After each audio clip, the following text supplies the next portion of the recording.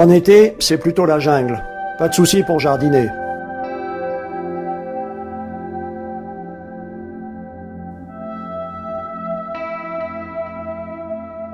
La surchauffe est évitée grâce aux ouvertures automatiques, mais aussi à l'ombre procurée par les plantes et par la présence d'un bassin de 3-4 000 litres d'eau.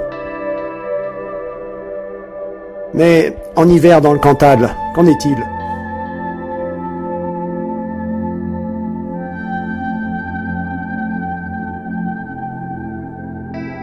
Le dimanche 3 décembre 2017, la température a fortement chuté en fin de nuit.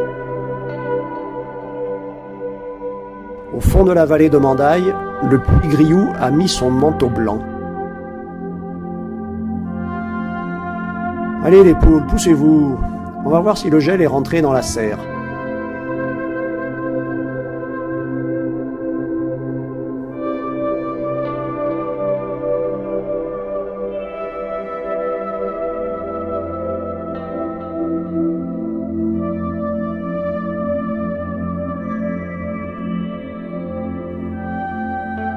Manifestement, les pieds de tomates, déjà affaiblis par la maladie, n'ont pas apprécié le gel.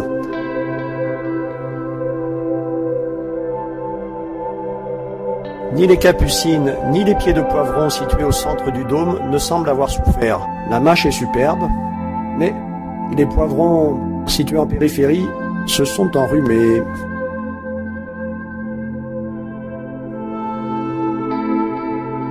Les tomates, toujours pendues au plafond, n'arriveront sûrement pas toutes à maturité.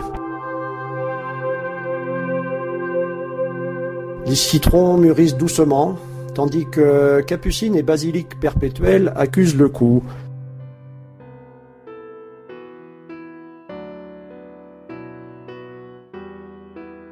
Contrairement au persil, aux salades et aux brocolis.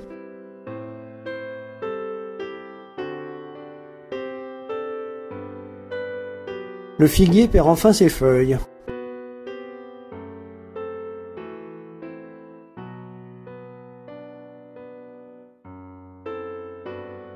Le thermomètre, situé au centre du dôme, indique 18 degrés en ce début d'après-midi.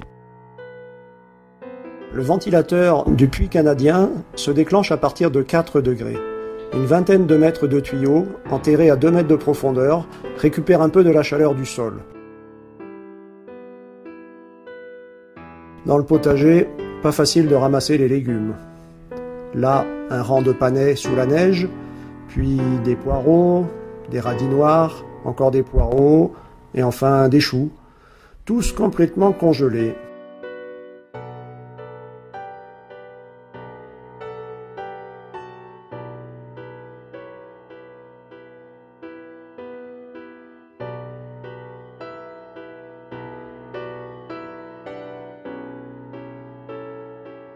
Pendant ce temps, sous l'effet de l'énergie solaire, les ouvertures s'entrouvent automatiquement et le romarin en profite pour prendre le frais.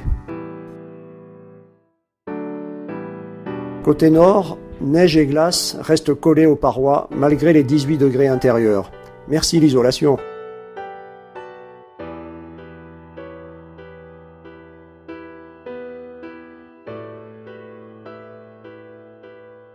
Deux sondes, l'une située dans la serre, toujours à l'ombre, près de la paroi nord-ouest, l'autre dans un arbuste du jardin, enregistrent la température toutes les 30 minutes. Le 2 décembre, la serre a accumulé un peu de chaleur sous l'effet du soleil, puis l'a restituée dans la nuit du 2 au 3, sans toutefois éviter le gel en périphérie du dôme. -3 au petit matin, quand la sonde du jardin enregistrait -14.